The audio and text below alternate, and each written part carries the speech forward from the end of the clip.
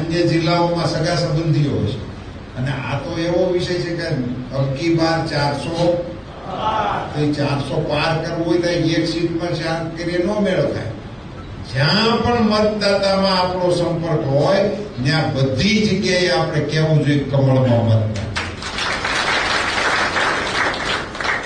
આમ ગમે એવા તો તમે કારીગર તો કેવા હોય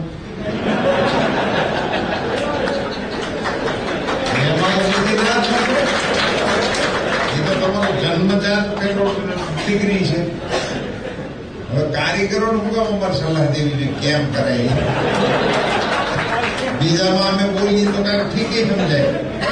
હવે તમે તો માટીમાંથી, ધાતુમાંથી, સોનામાંથી, ચાંદીમાંથી એમાંથી તમે આવું બધું બનાવી શકતા હો તો લોકશાહીમાં મતની વ્યવસ્થાઓ કેમ કરવી અને એનો વ્યાપક ઉપયોગ કેવી રીતે કરવો, પ્રમાણસર ઉપયોગ કેવી રીતે કરવો, સચોટ ઉપયોગ કેવી રીતે કરવો એની સલાહ અમે આપી તો યોગ્ય ન કહેવાય.